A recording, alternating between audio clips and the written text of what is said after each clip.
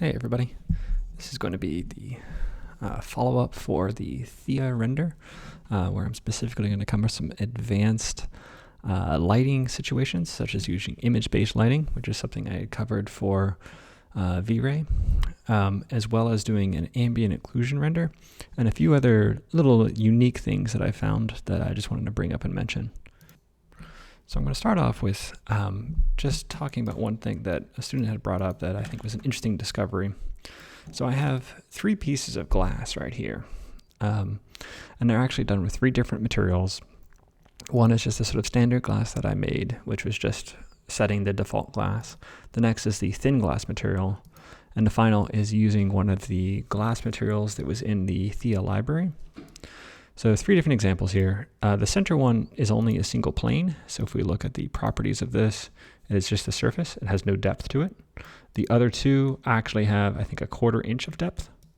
So they're fairly minor as far as the overall depth of them, but maybe fairly realistic to what an actual pane of glass would be like. The interesting thing we found was that the shadows off of the glass material seem to be quite intense, something that I would more associate with the shadows coming off of a solid. So if you look at the shadows coming off the building, they are equal to the shadows coming off of this sort of glass material. Now, I have not been able to figure out why this is. So if anyone out there has any ideas as to why that is happening, feel free to post a comment below. I've tried a few things. It does seem to get a little bit better if you're not using the Presto engine, which is the fastest engine in Thea. So for now, I think if you want to get the best lighting inside of a space, I would definitely recommend using the thin glass material on a single pane as opposed to actually modeling thickness. The transparency seems to be working fine, but I'm not understanding why the shadows coming through are as dark as they are. Thea does have a bunch of more in-depth settings that adjust these various settings, but none of them seem to make a difference in the shadow quality I was getting. So if anyone's having that issue, I think a good workaround is just using the thin glass material as opposed to using an actual thick glass material. And if I find out a better way of doing this that uses the thick glass, because my preference is always to use this because it's more materially accurate, where you're actually giving a thickness as opposed to just the thinness, a simply thin material because it has no thickness. That's always my preference, but for whatever reason, it doesn't seem to be performing the way I expect, and I haven't been able to get it to work better. So I just wanted to bring that up for anyone using Thea, that if you're having these issues with lighting isn't performing the way you expect through glass, that might be something to try. Just switch over to using the thin glass material on a singular plane as opposed to a thickened plane. All right, so I'm gonna go to my, oops, that's weird looking. My default perspective, and I think, there it is. So the other thing I was going to cover today are 2 other things. The first is using a spherical HDRI image as a lighting source. So previously we've used basically the sun sky system from Rhino to inform shadows and lighting in the scene. What I'd like to use as sort of an alternative is going to be HDRI, which is a high dynamic range image of the sky. Essentially, it's someone sets up a camera and takes a bunch of shots in a sphere that have a lot higher bit depth of color information, so that when they're brought into the renderer can understand where what parts of the sky are actually providing light to the scene, especially the sun, and use that to actually inform the lighting in the scene that we're rendering. So this website is a great resource for this. It's called HDRI Haven, HDRIhaven.com. And these are all free, which is great. And basically, if you look at these images, they're spherical images, so they look a little distorted. But they give you a little preview below of these spheres of what it looks like when you actually render with it. So you can see here, some of these have really crisp shadows, and that's because the sun is really crisp in those scenes. Some of them, the sun is behind some clouds, so you get sort of softer shadows. Some of them are nighttime scenes. But these are a really great way to get a really nice character of light in your scene that is, I'd say, a bit more realistic feeling than the sort of sun that's generated by the sun sky system. I don't know why that's hard to say. The downside to these is that it's harder to specify a specific time of day. So if you really want to know exactly what our site or any particular site is like at a particular time of day, using the sun sky system is definitely going to be your best way of getting that. If you're more concerned with just getting a general feeling, HDRIs are definitely the way to go. The really nice thing about them is, so they're not only bringing in the light from the sun in the scene, but they're also bringing in all the sort of atmospheric light of light scattering around in the atmosphere and providing that light to the scene. So they have a really nice way of making objects feel a part of the sky that they're in and a part of a sort of realistic world because they're being illuminated by a real world. Now you see here, some of these are actually done on interior spaces, which if you were to use this in your rendering, you would see all of this in the rendering and in the reflections. So you don't necessarily want to use an interior environment to make an exterior rendering. Same thing for some of these that have, trees in a background. You might pick up those in reflections, which may not always be something that you want. If you click on any of these, they give you a number of sizes that you can download. For most purposes, I think the 8K is probably a good option. It is still a very large file size. It's 101.5 megabytes, which is pretty enormous. The 4K will likely work in a lot of other circumstances just fine. In fact, you probably in most cases won't notice the difference. Beyond 8K, I think you're getting into really diminishing returns, and I wouldn't recommend going there. I think I would probably use 8K for most of my work. If I were more concerned about how long it takes to render, or if I'm already having trouble making the rendering work, I would certainly go down to a lower resolution. Since we're really providing light with this, the actual resolution doesn't make as huge of a difference. In fact, the lighting could probably be done solely by the 1K, the lowest resolution version, and get just as good of lighting in general. The thing we would lack is the reflections. So if you see this mirror ball here, the reflections wouldn't be as clean because they just don't have as much information. So the higher you go here, the better reflections and the better sky you're going to get when you actually see the sky. The lighting really isn't going to make a difference though. All right, so I already have several of these downloaded. So the way to get this set up is, the first thing we want to do is open the Rhino Lights panel. And it is doing this weird thing where it's black, but I think if I just stretch it, it turns off. And it's also not responding. So this is in part because I have both Rhino V-Ray and Rhino Thea installed, and it just doesn't seem to like doing things very well anymore. Well, despite the fact that my lights appear to be on, they are not indeed on. A good test for this is I'm doing a rendering right now and it's completely black. So this is a glitch, and I think it has more to do with the fact that I have both V-Ray and Thea installed than anything. But in general, whenever you're switching lighting systems, so in this case, I'm switching from the sun sky system to actually using an HDRI, the first thing I want to do is make sure that the sun is off and make sure I don't have any lights on that I don't know about. So I turn these off, even though, again, they look like they're on. That's a glitch. But my rendering is completely black, and that's a good sign. I mean, I can even stop this, go back to the shaded mode, and I'm going to open up the darkroom and just make sure. If this goes completely black, we're all good. It's completely black. We want to make sure we don't have any light in the scene whatsoever, because the worst thing we could do is end up having accidentally two suns, so you end up getting shadows coming from different directions. It looks really inaccurate, and it's impossible to light for. So we're going to go to the Thea panel under Environment, which is going to be on the panel that you can set up on the right here.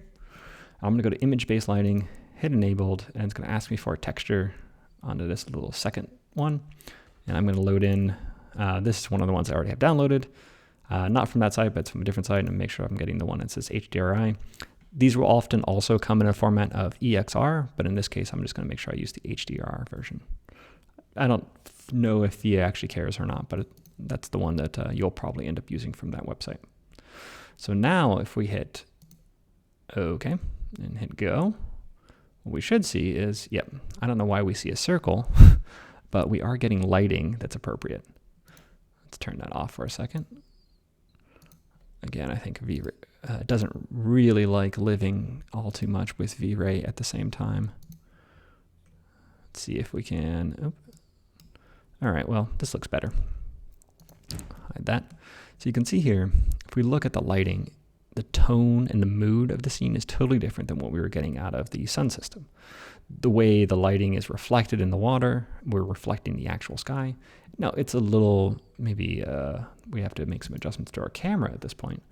Let's try a different shutter speed. But the tone is totally different, and what we're reflecting off the background is totally different. So this particular sun seems to be coming from, we look from above, kind of get an idea where the shadows are. So it's actually coming from the north right now, which I know to be incorrect. Oftentimes these come in at the right location. For whatever reason, Thea doesn't seem to bring them in always in the exact right place, but there is a way under environment to do a rotation. So I'm just going to do I think 270. I think that'll be right. Nope. It rotates not the way I was expecting. So for this particular image, I know it's going to come from the west because it's a sunset image. Sunset's in the west.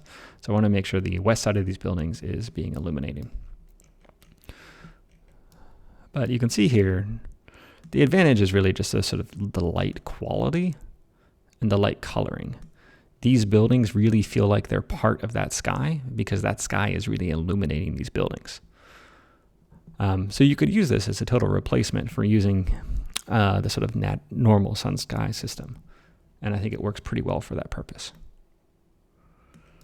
So it's pretty simple to set up. Now you will see off in the distance that this particular image only has the sky and just has black below. So we're getting some black there. So that'll probably be something that we'll want to take care of in Photoshop to make sure we don't see that back there. There's not a great way in Thea alone in order to handle that. So it's just something we'll probably want to be aware of. We can use the alpha channel in order to make sure we select that area perfectly and just make sure we get rid of that. All right, so next thing I wanted to cover, I'm going to stop this, is I'm going to open up Thea Darkroom. It's going to take a second. Just want to see if this black circle goes away. There it is. Okay. So next thing I want to do is I want to create an ambient occlusion.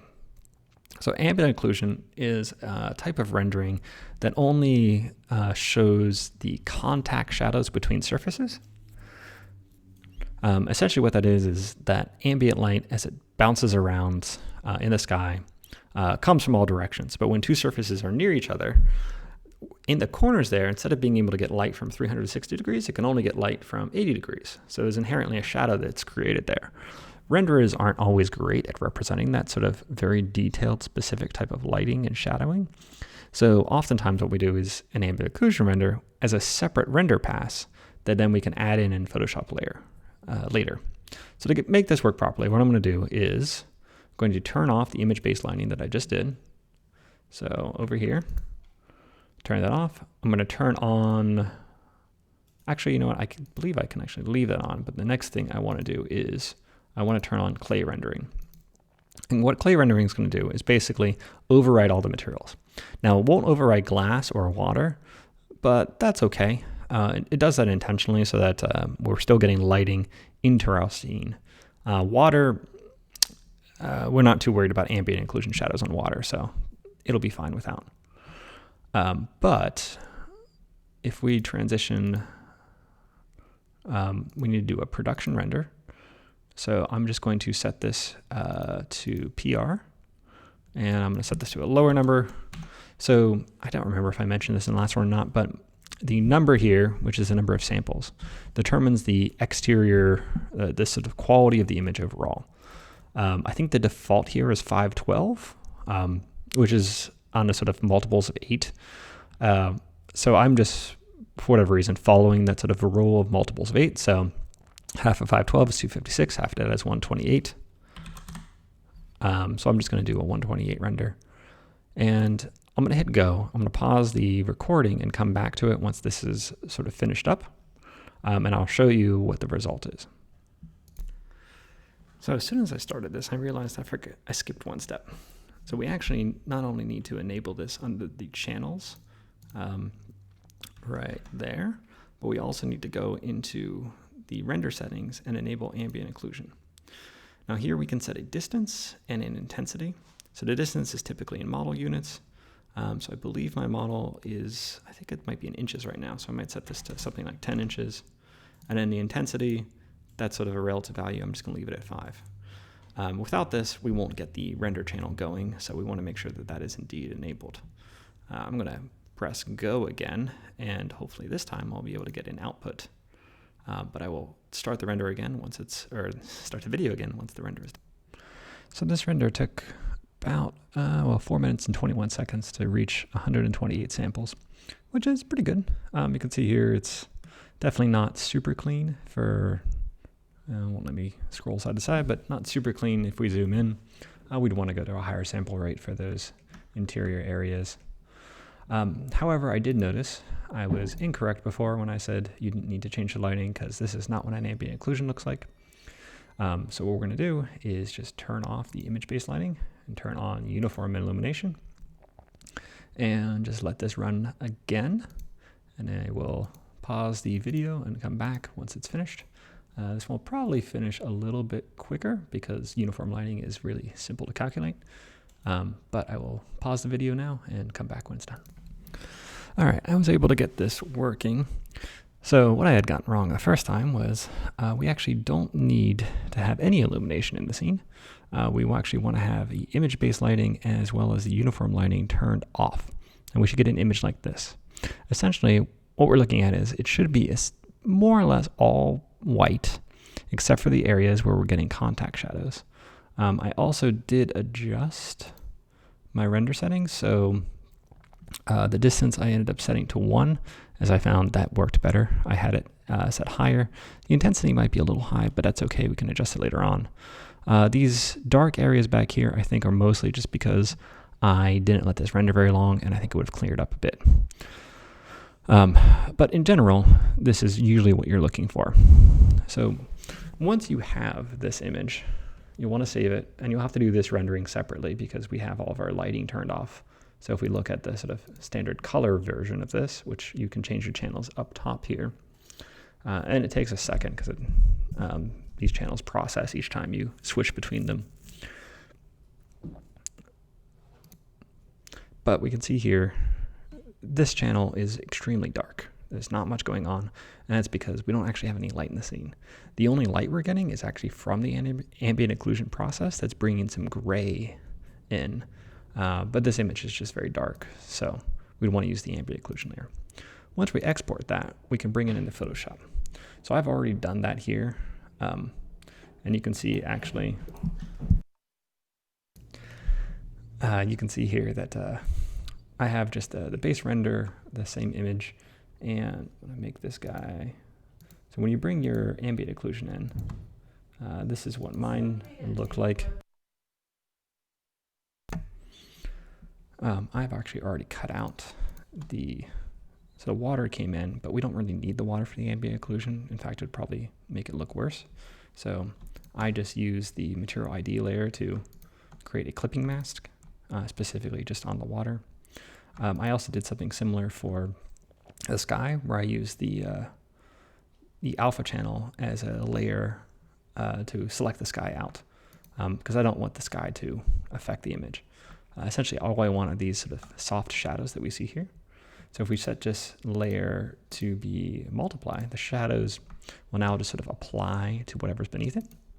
So if we zoom in, we can kind of get an idea of this. If we look specifically at these sort of corners, so if I were to disable this, you can see the difference, that it just kind of adds a bit of a contact shadow where the two surfaces are coming together, and helps make surfaces feel a little bit more distinct. You know, here again, not much shadow with it off, just a little bit of a crease in the corner that makes it seem a little bit more believable, makes objects feel a little bit more distinct from each other. So I think it's often a really nice layer to add in. Okay, and again, just bring it in. As long as it's rendered with the same dimensions, it should lay on top of just fine. Mine So I originally had done this incorrectly, where the render I did, I had used the color channel, which was dark as we just saw, and not the ambient occlusion. Now you could do the same thing. It's the same information. I just applied a layer adjustment to lighten up. And a layer adjustment too might be a good thing to do sometimes regardless, because if it is darkening your scene, that's not usually the goal. The goal is just to get those contact shadows.